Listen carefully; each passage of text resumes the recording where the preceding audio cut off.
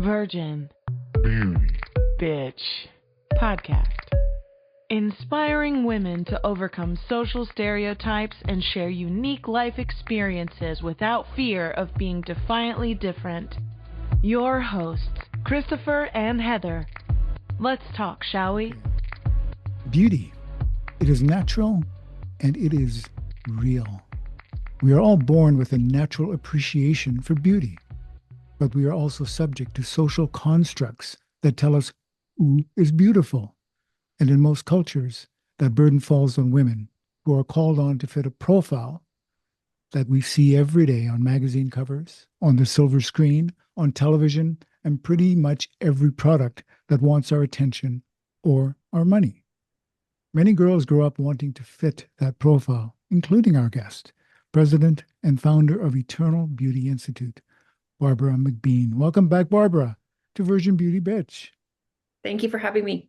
Oh, it is absolutely deeply our pleasure. Now, Barbara, we want to really thank you for joining us as we peel back the layers to this mystery we call beauty. And serendipitously, I read a post recently that sounded like this, quote, "I want to apologize to all the women I have called beautiful before I called them intelligent or brave. I am sorry I made it sound as though something as simple as what you're born with is all you have to be proud of." The author of that quote, Barbara Lynn McBean. Barbara, as a woman who I bet has heard the words, "You are beautiful," more than a few times, do you remember the first time you said that quote or used those words on yourself? Yeah, absolutely. I think once I really realized that the colleges that I had founded were starting to take off and it was going to be a real thing, I started to realize I had the ability to build something really spectacular. But previous to that, you know, I had doubts. I had self-doubts. And I think that everybody, it doesn't matter what their gender, harbors these doubts inside. And, we're always searching for that value proposition, what makes us valuable. And I think as women, it is difficult because so much of what we've been taught from a very young age is that, you have to be a pretty little girl. And, in order to find a husband or in order to get that great job or those, whatever it is, the big, beautiful house, the picket fence, you want to be an aesthetically pleasing looking woman. And there's a lot of pressure that comes with that, that I don't feel necessarily is pushed onto the male gender as much. As a male gender, I would agree 100,000%. Yeah, I mean, you guys can be cute. You can roll out of bed with scruffy hair and put on, whatever t-shirt was on the floor and rock that with your skateboard or whatever it is. And, as the female population will be, oh yeah, that guy's cute. But I don't feel like from a woman's standpoint that we have that same ease with the way that we can enter into society at large. So I love that quote that Christopher just read and the words, how powerful those words are. Can you tell us a little bit more about how you've reconciled the pressure that women feel, like on a personal note, with other pieces that are not things that you're born with, but things like characteristic traits that are cultivated, like being brave and growing from the inside out? Absolutely. One of the things that, I've talked to my girlfriends and other women about as we age as well, right? Because of course, beauty and age, as we age further and further into the distance, the beauty or society's perspective of beauty is that it lessens, right? And I always say, if that's the only horse you're betting on, you're betting on a losing horse, because you want to be, for your own reasons, not for anybody else, but for your own reasons, you want to be as dynamic as possible and, really stretch the breadth of your own character and soul. And that means that, don't look in the mirror so much. Don't worry about it. Do the things that fill your soul and make you proud of yourself. And that takes a little bit of bravery because, you know, a lot of these things that we are doing as women now aren't traditional female roles and actually have been shunned, or we weren't allowed to be in those roles. So I often go back, and I had a really amazing set of grandmothers growing up on both sides, both very strong, independent women who taught me a lot about women's rights and what women had to go through. So that would be their mothers had to go through just to be able to be a person. And that, because they continually drilled it into me that this is not a God-given right. This is not a God-given right that you can have a job or you can go play soccer or whatever it is. This is something that women fought extremely hard for. And you're now on this very small, you know, or small, but you're on the precipice of this just opening up because it's so new. If we look at the whole span of history or recorded history, women have really only had rights truly for the last kind of 100 years or so, right? I'm curious. You're a beautiful woman.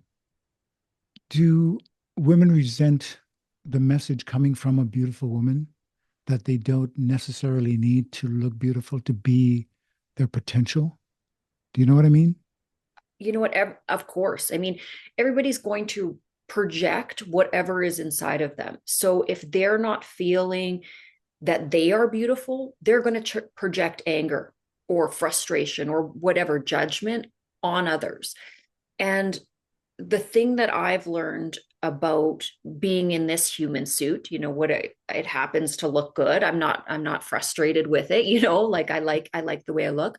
But I wasn't always super attractive. So I've had that dichotomy of being both. When I was younger, I had severe acne, like cystic acne that was all over my face and chest, back. And, you know, I was a little bit chubbier. I was that proverbial, you know, geek or nerd in school for my entire span of my school years.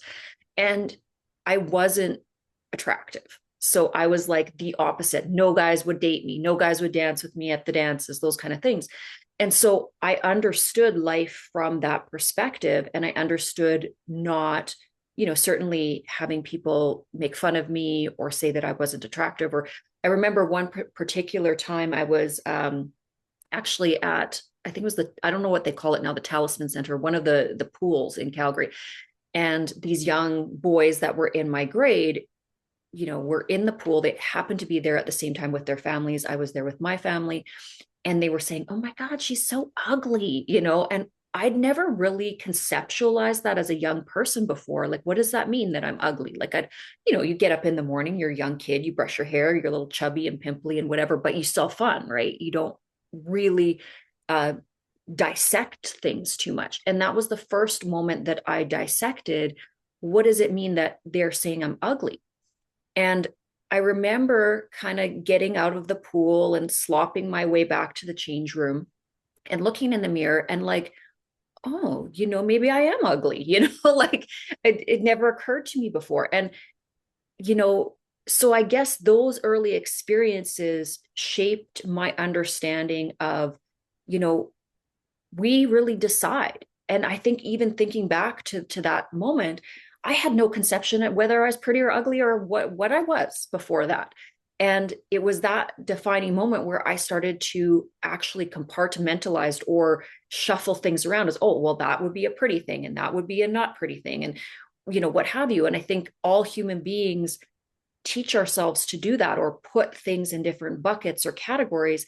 And as I've aged, I realized it's not fruitful because everything in life, every creation, every person, every creature is intrinsically beautiful, just unique. They have their own unique beauty.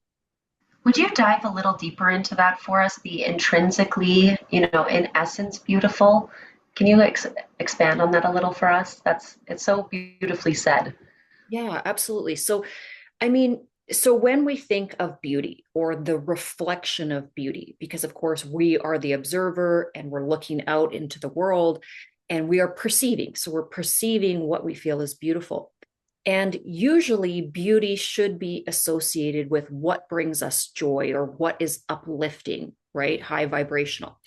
And so you can see that in everything if you choose to see it in everything. If you look at your grandmother and, see her smiling at her birthday cake, or you look at, your dog, and your dog is hairy and slobbery and everything else, but you look at your dog and that is one of the most beautiful things you've ever seen. And, you go out and you look at a tree or you look at a park and it's beautiful. And so we can find so many examples of what is beautiful, but when it comes to the masculine and the feminine division of beauty, or I guess human construction of what is accurately beauty, I think we really confuse it. Some of it's confused, obviously, with this idea of sexuality. So what we find sexually enticing or whatever that is, then we've equated that to beauty. But again, I think it comes back to using our God-given intelligence and starting to really self-assess some of our beliefs. Why wouldn't we want to see a beautiful world? And I think it's choice. I think a lot of individuals, whether it's that they're into conspiracy theories or they're into that, like let's jump on the negativity bandwagon or whatever, they choose to see the world through the lens of ugliness. And that's something that I've never done. I wake up in the morning and everything is beautiful and everybody is beautiful. And, back to sort of your question, I teach so many young people, and there's such a large number of young people coming through our colleges. And a lot of them have, they're in that stage where self-esteem and they're not sure of themselves and they don't feel beautiful, or they're questioning their value through the lens of, am I beautiful or am I not?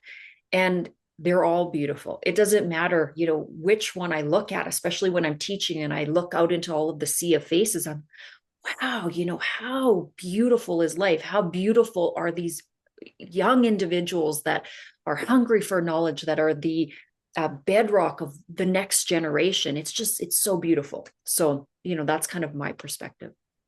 I want to reflect and echo what you just said with one of the greatest minds to ever live on this planet Earth.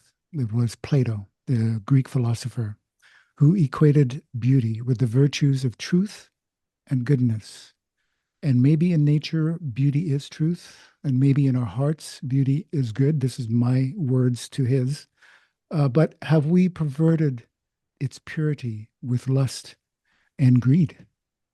I think absolutely there could be a connection with that. And I think how we can really see that visually in our external world is look at social media.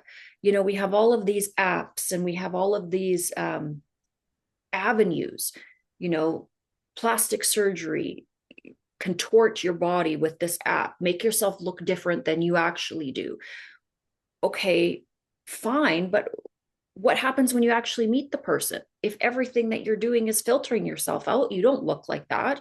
And how is that cultivating real self-esteem, right? And then also, we have this society that is disconnecting, continually disconnecting. And our consciousness is retreating into this virtual world. Now, I'm not going to sit in judgment and say that's a terrible thing, because the foundation of what I believe is no lesson or no path is terrible. All lessons lead or yield learning. But sometimes the learning is a difficult lesson. And I think what we're seeing right now in society is disconnection.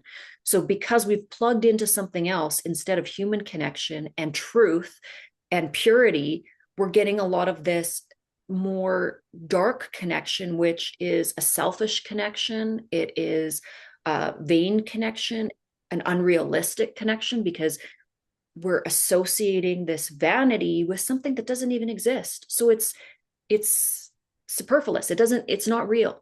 And so what happens is it actually doesn't help our self-esteem. It lowers it because it's not real. It's not based in truth. And we will not be able to achieve some pixelated version of us. It'll never be. I'm in the beauty industry. So I see myriads of women who have gone through extensive plastic surgery procedures, lots of them, to try to achieve this ideal. And it doesn't look good in real life. Like you can take a picture of it and you can filter it and everything else. But when you are standing next to them and look, I've had a few things done. I'm not going to sit there and say, I'm completely natural, because that would be bogus. I've had, breast augmentation, but mind you, I had it when I was 15. I didn't do it with the mind that I have now. Had I waited and been a little bit more patient with things, I would not have had it done. It is what it is now. I'm not going to go messing around and having surgeries and backing my way out of it. But I do know that when your focus, or the focus of the female segment of the population, is only directed to what they look like, we have a very superficial society that isn't based in the foundations of love or truth. That is very powerful, and I would be really remiss if we didn't explore that dark side of beauty. I recently read Naomi Wolf's The Beauty Myth. Have you read that? I haven't, no. So basically, she is speaking from the perspective of beauty being used to control women. I'll read you a quote from her book. A woman's primary social value, once defined as the attainment of virtuous domesticity, has been redefined by the beauty myth as an attachment to virtuous beauty. The beauty myth was created to checkmate power at every level in individual women's lives, and the contemporary ravages of beauty continue to destroy women physically and deplete them psychologically. Basically, echoing what you just said. Mm-hmm. No, and that's the thing, and I've seen it, right? So the women that, and I want to talk about, aging, right? Because we all women and men have that sort of bubble phase in between, 16 and 40 to 45, 50, depending on how you've lived, if you haven't partied too hard or whatever, where your body looks good, you're in your prime, and it almost feels like you can do no wrong. That's also where a lot of individuals don't grow. They become very stagnant. They don't create new avenues to stretch themselves, to grow themselves. And those avenues create self-love, because when you're passionate about whether it's sports or some sort of hobby, whatever it is, you fill your soul, essentially, right? And so what I've seen in society, or just the human race as a whole, you'll get to that certain stage, and if individuals have not invested in themselves and created and cultivated a myriad of things that makes them really love themselves and happy, irregardless of who they're with, their family dynamic, what's going on in their life, they end up feeling very personally bankrupt. And then, unfortunately, those are a lot of the individuals that have spent their life partying, in the party scene with their friends, not really too much self-development, and really kind of floating on their looks or floating on their youth, because I believe everyone's beautiful in their own way, but they're floating on that youthful, fun-loving energy. And then all of a sudden, like it's like a deer in the headlights, there's the wrinkles, there's the body is not acting the same, and they can't keep up with the 20, 30-year-olds that are the new era of youthful beauty. And all of a sudden they're looking in the mirror and they don't really like what they see, because they've wasted this time not really getting to know themselves, right? And so I think, again, part of this beauty myth, or part of, I think, what has plagued women, especially for so long, is this idea that keep investing in your beauty, you'll always have a great life if you look good, keep a perky bosom and a nice backside, and make sure you look fresh for your husband, or whatever that is, right? But it's not true. I mean, just even look at infidelity, right? If you kind of go back to the early years where women were truly domesticated and mostly stayed at home, and you were the good girl that baked the biscuits and, put the dinner on the table for your husband that came home. I mean, there was massive infidelity back then, you know, but it just was under the rug. It was just like, well, you know, there's these boys clubs and this and that. And one of the things that, especially in my younger days, I did a lot of waitressing, or would you like sort of like serving girl kind of thing, but also for private events.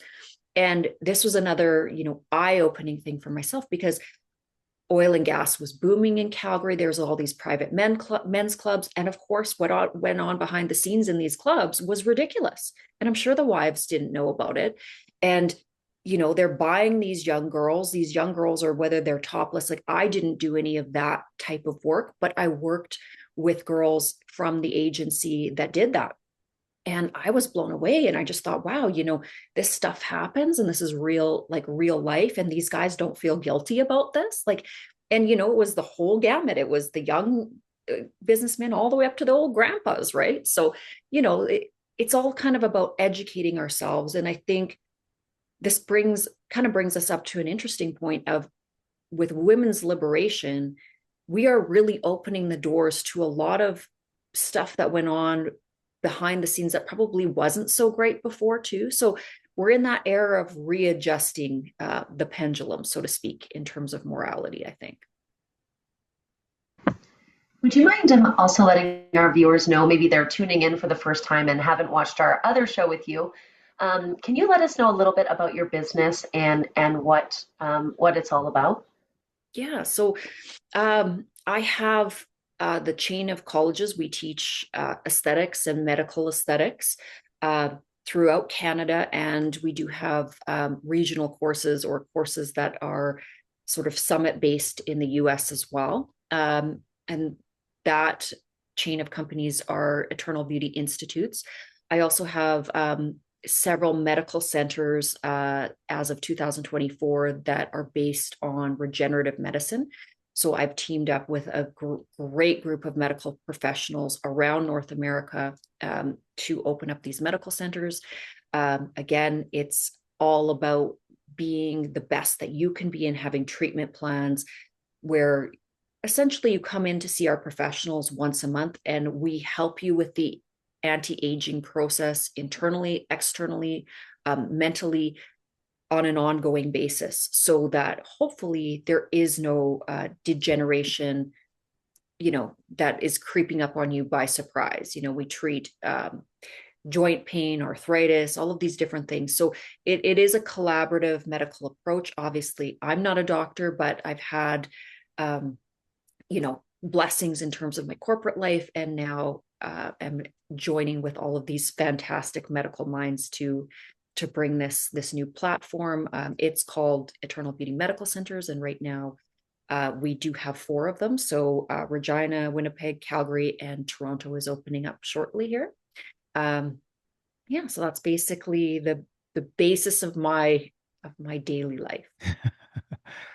I really love that, in that you're not damning the way that a person wants to look, but you're educating them that there are foundations to this that you need to take care of, that you need to be wary of, that add to that external expression.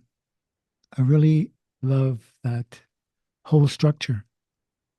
100%. And I think it all comes back to love, because we deal with, and I don't mean deal with, but we have the pleasure of learning from, especially the students, okay, because it's a different era for them. There's non-binary, there's, you know, people that are transitioning. I know that, especially in terms of, I don't want to call it like the old dogma, but there's a lot of aspects of consciousness. Sorry, my phone is going off. I didn't just my computer, but sort of that old consciousness which resides in judgment. And so when we reside in judgment, we're going to point fingers and we're going to say, well, that's bad, or that's evil, or whatever it is. But if we can tilt our perception, and I'm always like, look, we're a college, we're an educational facility, and we have to open our doors. We are honored to open our doors to every type of person, okay? No matter what their sexual orientation, no matter where they're coming from, what they see. And I cannot jump in another person's mind and tell you what they're going through, but I can tell you that young people nowadays struggle. And there's a lot of things that I see from our administrative end, it's difficult on them. And then you layer all of this dogma and all of these prejudgments, and you have you have a young person sitting in your office that's telling you they're suicidal. They don't love themselves. They don't understand why their brain is feeling this way. And you expect me to throw some book at them or tell them they need to be like this and, stop that? No, you can't do that. You have to come from a place of love. And what I realize about beauty and about what we have constructed in terms of what's right and what's wrong and beauty and this and that is really just made up. Everything is made up. And when you understand that we used to be Neanderthals dragging our knuckles on the ground and we made this whole world up, we can make it however we want. And if the very foundational principles of what we are making, what we are seeing, our projection is based on acceptance and love, then that doesn't mean that, that if somebody is chopping the legs off a cat, that's okay. That isn't okay, because that's not based in love, right? If we are loving others, we are also elevating life to its highest pillar or highest standard, in the sense that we honor life as it's unfolding. And so again, it is difficult. And I try to ride that middle road, because I know that you're always going to offend somebody, and even when I'm at a dinner party or what have you, I'm never going to be the person that says, this is the right way, or, this is my opinion and it has to be this way, because what I've learned in my 40 years is that my opinion changes. So what I might have thought was definite, in my 20s is definitely not the same definite in my 40s. I think this episode has, we've talked about many different layers to the question I'm going to ask you, but I like to ask this question specifically for the series that we're doing right now. And that question is, what does beauty mean to you? Beauty to me is, it is what the world should be. The world that each and every human being, and I'm going to go beyond that, each and every life should be able to experience, is a beautiful existence.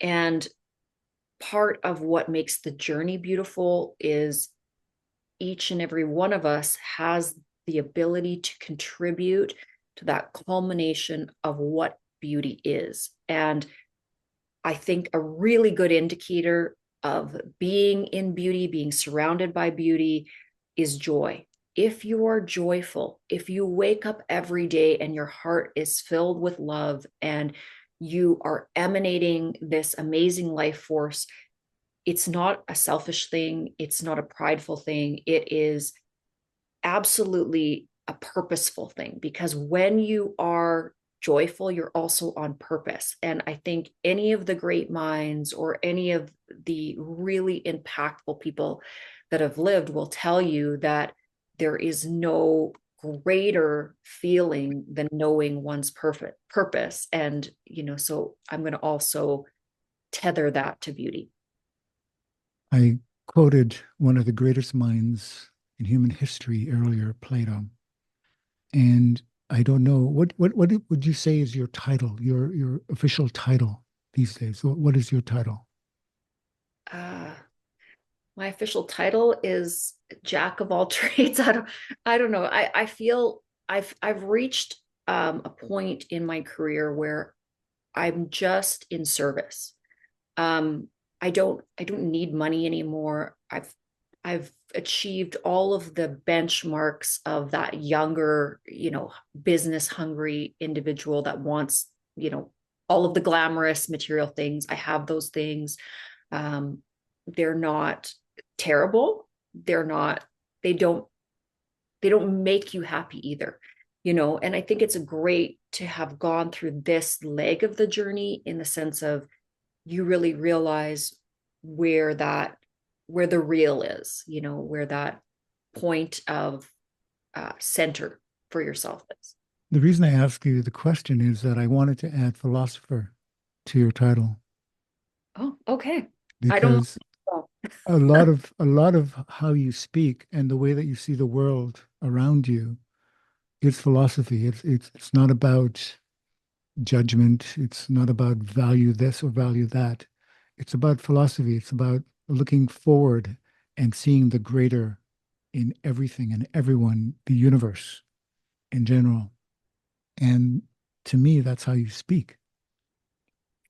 Well, and I've always had that perspective from a young person. And I don't know, everybody, again, the consciousness of an individual, everybody is different. And I always had a very observant consciousness. Instead of jumping into speaking or jumping into making a judgment, I would always sit back with a good level of discernment, even as a young person, and say, well, why is this, or why is that other person or this table of kids picking on me? And I would start to kind of analyze them, but in a loving way, like, oh, well, I do know that Becky's parents, aren't very nice to her. And I do know Jonathan, he lost his dad last year, or whatever it is. And so I always had this way of kind of deconstructing what was around me. I think it also makes me a good teacher. It's what I try to teach within our organizations is discernment, we all have this ego reaction, that knee-jerk reaction that this person's pissing me off, or this person, their motivation is to hurt me, or whatever it is. But that's the ego's reaction. And when we really start to realize that the world doesn't revolve around us, there is lots going on for everybody else, aside from ourselves, that not everything that is projected at you has anything to do with you. And when you can understand that, you can cultivate a real inner peace. And, when we were talking about beauty earlier, your question, I would also say that peacefulness and beauty, are very closely linked as well. I also want to dismantle another false. I think history has been very cruel to women in that it has pitted them to say that you cannot have beauty and brain. You have to have one or the other. If you are beautiful, we're going to subtract anything of value beyond that. And I think you're the epitome that both exists in everyone: beauty, brain, philosophy, and love. It's all there. Thank you so much for sharing your wisdom with us. We cannot tell you enough how much we appreciate what you've said here today. Thank you.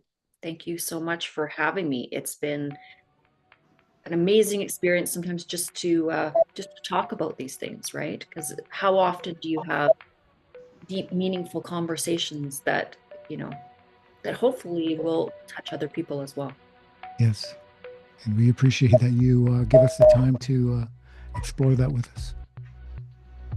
Yes, this particular lens to our beauty series has really just taken it up at the next level. So thank you for your time. Awesome, guys.